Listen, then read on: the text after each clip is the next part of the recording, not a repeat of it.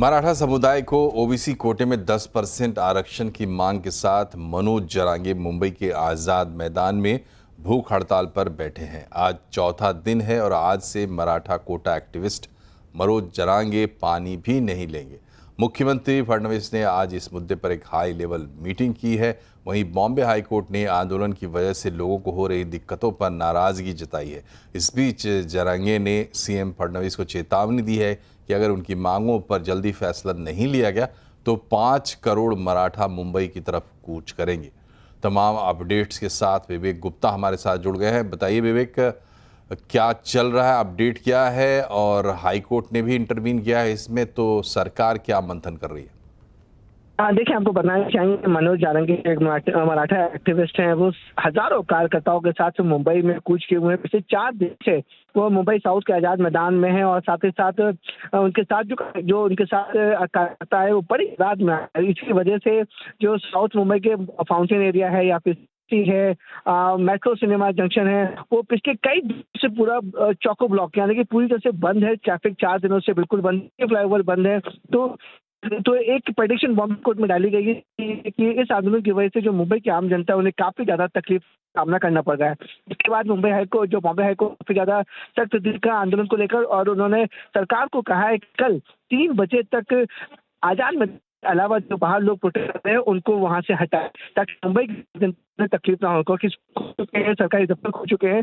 इसकी वजह से जो रोड ब्लॉक है, जो रोड बंद है, उनको सरकार हटाए और कल 3 बजे तक सरकार के पास समय है कि इस पूरे मामले में वो क्या करती है, ये क्या नहीं करती, क्योंकि बॉम्बे हाईकोर्ट में उनको 3 बजे तक स्टेटस रिपोर्ट भी देने हैं।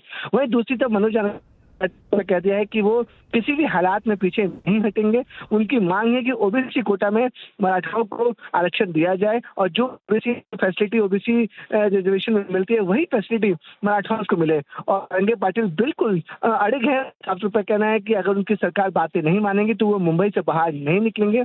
और आज पिछले 4 दिनों से वो अनशन पे आज उन्होंने फैसला लिया कि वो आज पानी तक भी नहीं पिएंगे। और जरांगे पाटिल ने साफ तौर पे कहा था कि अगर सरकार उनकी बातें नहीं करेंगी तो अब मराठा महिलाओं को साथ साथ मुंबई की तरफ पहुंचे। तो मुंबई महाराष्ट्र सरकार के लिए एक डबल चैलेंज हो चुका है, क्योंकि एक तरफ कोर्ट बहुत सख्त है, कोर्ट का कहना है आज भी प्रोटेस्ट हो रहा है, उसे हटाया जाए और लोगों को तकलीफ न दे। दूसरी तरफ मनोज जरांगे का भी साफ तौर पर कहना है कि नहीं हटेंगे जब तक सरकार की बातें नहीं मानती है। तो महाराष्ट्र सरकार के लिए बड़ा चैलेंज है इन दोनों मुद्दों को सॉल्व करना। बहुत बहुत शुक्रिया आपका विवेक। बढ़ते आगे, बिहार में राहुल गांधी की वोटर अधिकार यात्रा का आज आखिरी दिन था। इस मौके पर आज पटना में विपक्षी एकजुटता का बड़ा शक्ति प्रदर्शन हुआ। पटना के गांधी मैदान से राहुल गांधी ने चुनाव आयोग और बीजेपी पर जमकर निशाना साधा। उन्होंने कहा कि हम हाइड्रोजन बम के साथ तैयार हैं। एटम बम का नाम सुना आपने? सुना है एटम बम का नाम? उससे बड़ा क्या होता है? उससे बड़ा क्या होता है? एटम बम से बड़ा हाइड्रोजन बम होता है। होता है नहीं होता है? माधवपुरा में हमने एटम बम दिखाया था। बीजेपी के लोगों तैयार हो जाओ, हाइड्रोजन बम आ रहा है। सच्चाई है, वो पूरे देश को पता लगने जा रही है। राहुल गांधी के बम वाले बयान पर बीजेपी नेता रविशंकर प्रसाद ने पलटवार किया है और कहा है कि राहुल गांधी बयान देकर खुद की अहमियत को कम कर रहे हैं। नेता प्रतिपक्ष पद की गरिमा को गिरा रहे हैं। एटम बम और हाइड्रोजन बम का चुनाव से क्या संबंध है, इसके बारे में मुझे कुछ जानकारी प्राप्त करनी पड़ेगी। राहुल गांधी जी, क्या हो गया है? इतना अपने को आप हल्का क्यों बना रहे हैं? Why you are demeaning yourself as the leader of opposition? आप विपक्ष के नेता पद पर बैठे हैं। लोकसभा गरिमा में पद होता है, वहां आप अपनी प्रतिभा और क्षमता से आए हैं कि परिवार के कारण आए हैं, देश जानता है। इन कुर्सी पर बैठने के बाद तो कुछ आपका आचरण मर्यादित होगा। दिल्ली एनसीआर में झमाझम बारिश हुई है। पहाड़ों पर हो रही लगातार बारिश के चलते कई नदियां उफान पर हैं। दिल्ली में यमुना भी खतरे के निशान के करीब बह रही है। लगातार बढ़ रहे यमुना के जलस्तर से बाढ़ का खतरा बढ़ गया है।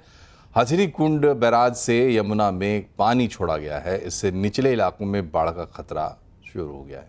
फिलहाल यमुना का जल स्तर 204.95 मीटर है और खतरे का निशान 206 मीटर पर है।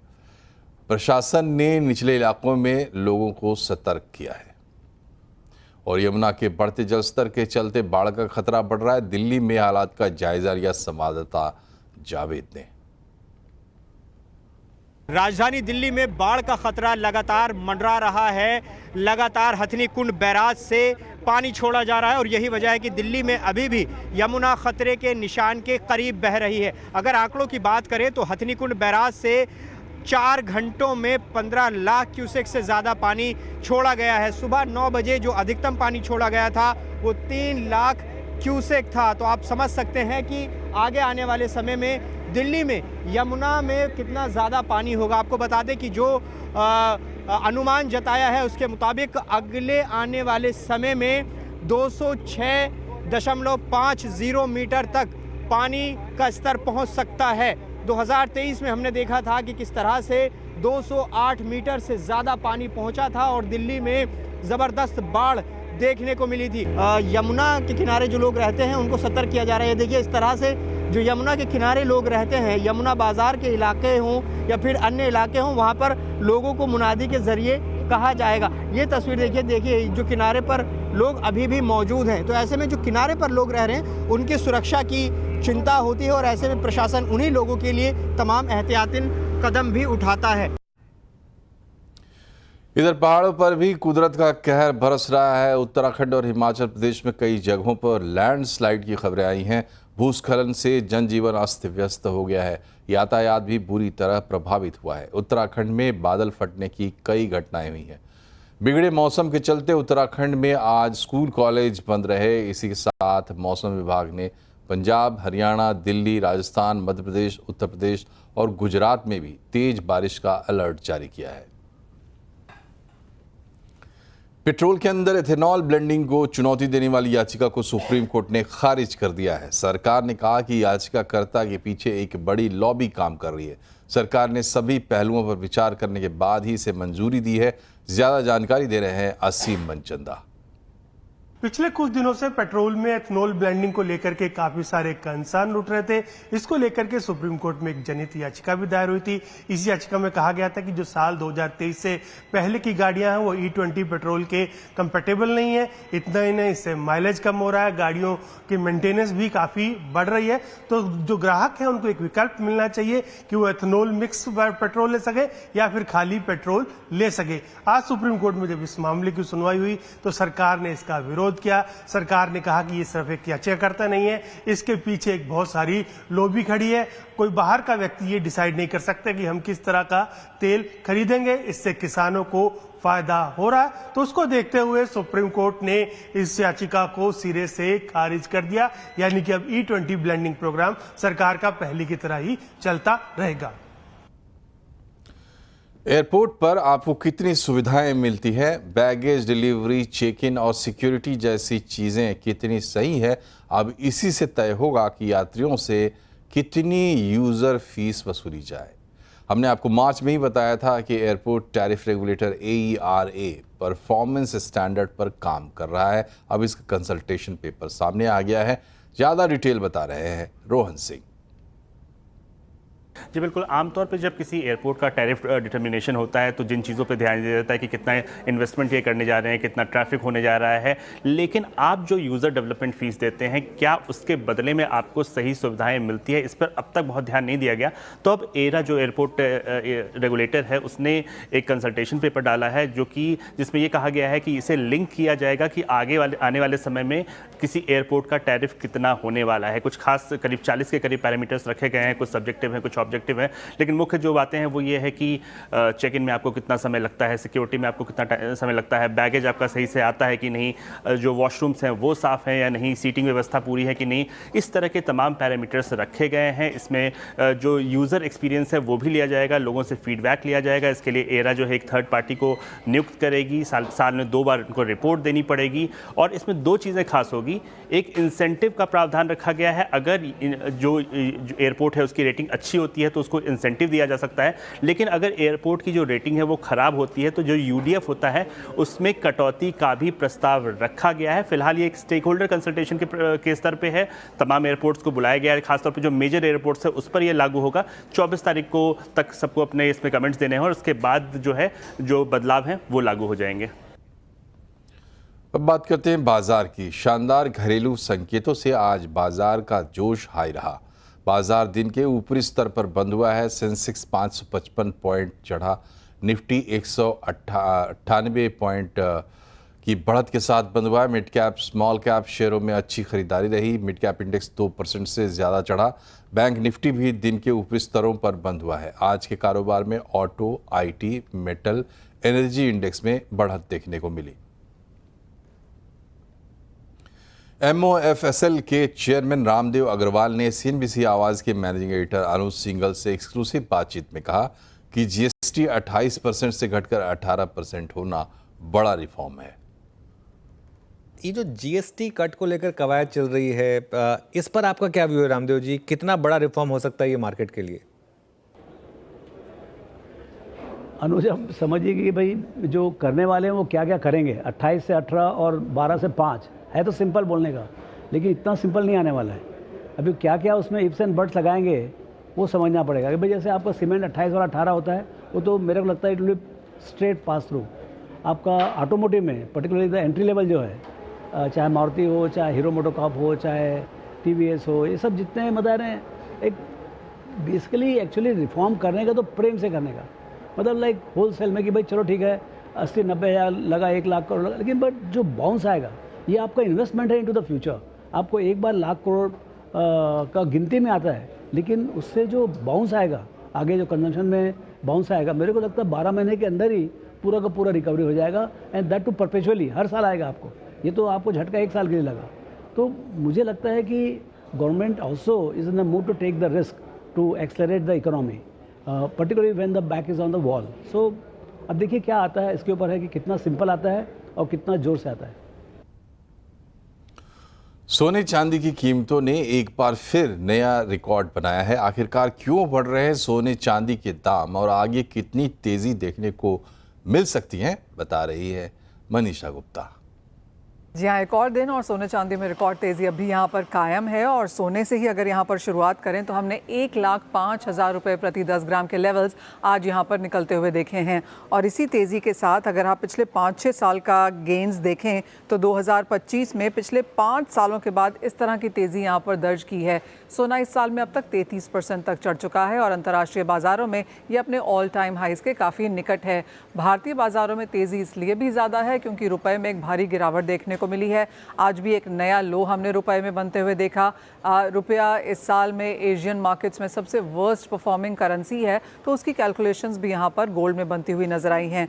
खरीदारी इसलिए भी है क्योंकि सेफ हेवन बाइंग है, डॉलर इंडेक्स में गिरावट है, अनसर्टनिटी जियोपॉलिटिक्स को लेकर यहाँ पर काफ़ी ज़्यादा है और बाज़ार को लगता है कि आगे जाकर यूएस की तरफ से दरों में कटौती होगी तो उसका फ़ायदा भी हमने यहाँ पर सोने में आता हुआ देखा। और यही सारे फैक्टर्स हैं कि आपने चांदी में भी अच्छी खासी बढ़त बनते हुए देखी। चांदी ने एक्चुअली सोने को आउट परफॉर्म किया है और 40% की तेज़ी के साथ फिलहाल यहाँ पर चांदी में कारोबार है।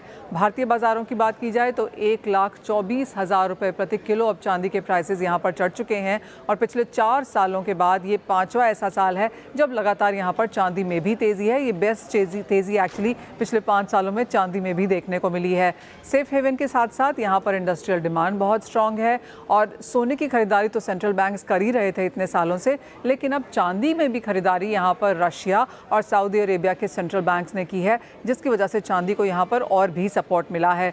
चांदी की इंडस्ट्रियल डिमांड चाहे वो सोलार है, ईवी है, एआई है, इलेक्ट्रिक्स है, यहाँ पर भी काफ़ी हद तक बढ़ी है और ये 5वां ऐसा साल है जब चांदी की प्रोडक्शन में या अवेलेबिलिटी में डेफिशिएंसी है। तो बाज़ार को लगता है कि चांदी यहाँ पर एक बेहतर विकल्प रह सकता है अगर आपको इन्वेस्ट करना है और एक साल के अंत तक 2025 के अंत तक 10-12-15% की तेज़ी यहाँ से भी चांदी शायद आपको और दिखा सकती है। और यहाँ रुक रहे एक छोटे से ब्रेक के लिए, लेकिन खबरें अभी और भी हैं, बने रहिए हमारे साथ।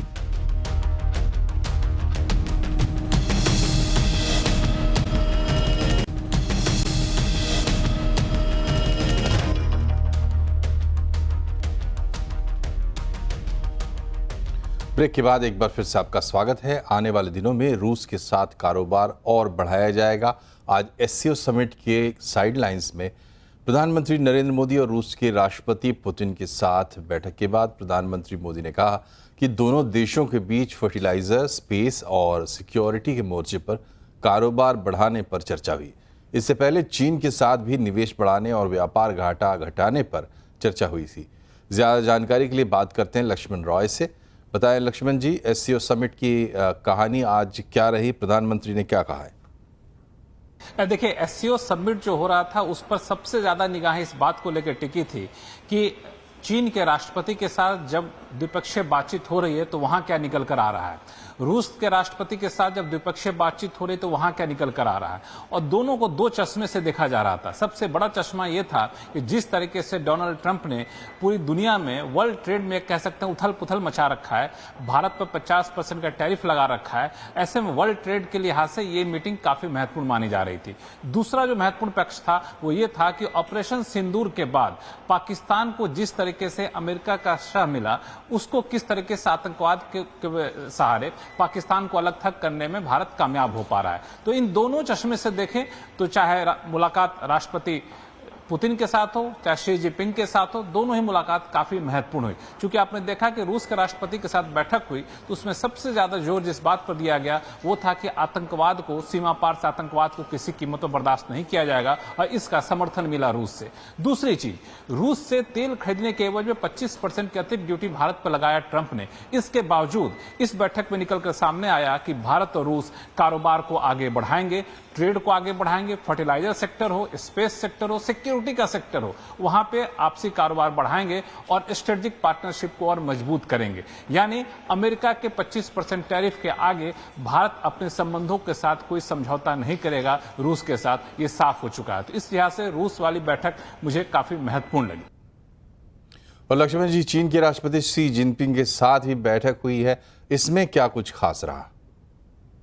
देखिए, चीन के साथ जो बैठक थी वो स्ट्रेटेजिक तौर पर काफी महत्वपूर्ण इस मायने में थी क्योंकि अमेरिका नहीं चाहता है कि चीन का उत्थान उतना ज्यादा हो, चीन मजबूती से उभरे। अमेरिका नहीं चाहता है कि भारत जो है रूस के साथ कारोबार करे, भारत और चीन के बीच में दोस्ती हो। इन सब के बावजूद जब ये द्विपक्षीय बातचीत हुई तो सबसे महत्वपूर्ण बात, चीन और भारत में सबसे बड़ी चिंता किस बात को लेकर के है कि ट्रेड डेफिसिट काफी ज्यादा है। यानी चीन से इंपोर्ट हम बहुत ज्यादा करते हैं, एक्सपोर्ट बहुत कम करते हैं। 99.2 बिलियन डॉलर का ट्रेड डेफिसिट है चाइना के साथ। इसके बावजूद बातचीत में साझा बयान में निकलकर सामने आया कि चीन के साथ ट्रेड डेफिसिट को कम किया जाएगा, निवेश को बढ़ावा दिया जाएगा और अलग अलग क्षेत्र में सहयोग बढ़ावा दिया जाएगा। ये अपने आप में काफी महत्वपूर्ण थी। और सीमा पर जो तनाव है उसको एक आधार बनाया गया कि सीमा पर शांति बनाए रखेंगे तब ये बातचीत आगे बढ़ेगी। और चीन के राष्ट्रपति की तरफ से 4 जो उपाय सुझाए गए उसमें सबसे महत्वपूर्ण यही था कि आपको संवाद बढ़ाना होगा, आपको भरोसा और ज्यादा बढ़ाना होगा। इस पर सहमति बनी है। तो मुझे लगता है इस लिहाज से भी, कारोबार के लिहाज से भी और स्ट्रेटेजिक लिहाज से भी और सीमा पर शांति के लिहाज से भी चीन के राष्ट्रपति और प्रधानमंत्री मोदी के बीच जो बैठक थी वो मुझे लगता है काफी सफल हुई। इधर चीन की धरती से प्रधानमंत्री नरेंद्र मोदी ने पाकिस्तान के प्रधानमंत्री की मौजूदगी में आतंकवाद के खिलाफ बड़ा संदेश दिया है। उन्होंने आतंकवाद को बड़ी चुनौती बताया। उन्होंने कहा कि आतंकवाद पर कोई समझौता नहीं होगा। सिक्योरिटी के संदर्भ में मैं कहना चाहता हूं कि सुरक्षा, शांति और स्थिरता किसी भी देश के विकास का आधार है। किंतु इस मार्ग में आतंकवाद, अलगाववाद और अतिवाद बड़ी चुनौतियां हैं। आतंकवाद सिर्फ किसी देश की सुरक्षा ही नहीं बल्कि पूरी मानवता के लिए एक साझा चुनौती है। एससीओ रेट्स की बहुत महत्वपूर्ण भूमिका रही। इस वर्ष भारत ने जॉइंट इंफॉर्मेशन ऑपरेशन को लीड करते हुए अल कायदा और इससे जुड़े आतंकी संगठनों से लड़ने का इनिशिएटिव किया। हमने रेडिकलाइजेशन के विरुद्ध समन्वय बढ़ाने और मिलकर कदम उठाने का भी प्रस्ताव रखा। भारत पिछले 4 दशकों से निर्मम आतंकवाद का दंश झेल रहा है।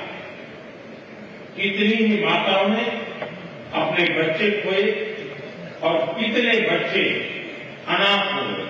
ऐसे में प्रश्न उठना स्वाभाविक है, क्या कुछ देशों द्वारा आतंकवाद का खुलेआम समर्थन हमें स्वीकार्य हो सकता है? एक्सेलेंसी, हमें स्पष्ट रूप से और एक स्वर में कहना होगा कि आतंकवाद पर कोई भी डबल स्टैंडर्ड स्वीकार्य नहीं होंगे। राष्ट्रपति पुतिन के साथ मुलाकात के बाद प्रधानमंत्री नरेंद्र मोदी ने कहा कि पुतिन के साथ मुलाकात हमेशा यादगार रहती है। उन्हें दिसंबर में पुतिन के भारत आने का इंतजार है। हम लगातार संपर्क में रहे हैं। दोनों पक्षों के बीच नियमित रूप से कई उच्च स्तरीय बैठकें भी हुई है।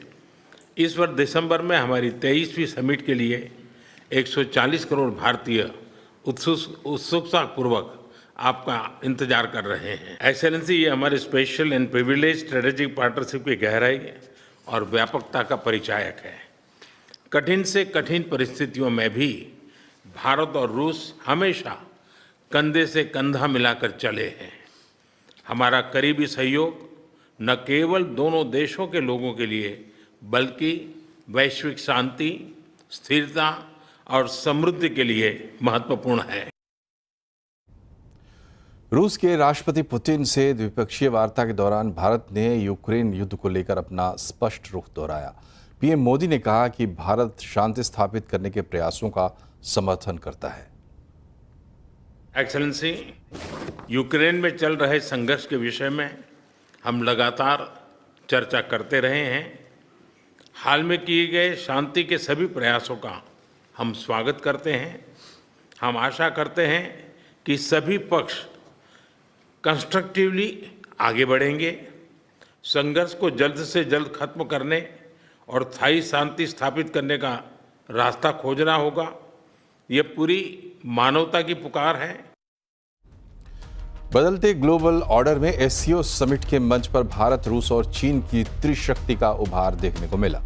इसमें डोनाल्ड ट्रंप के लिए क्या संदेश है, इसी पर होगी बड़ी चर्चा आज आवाज अड्डा में शाम 7:57 पर।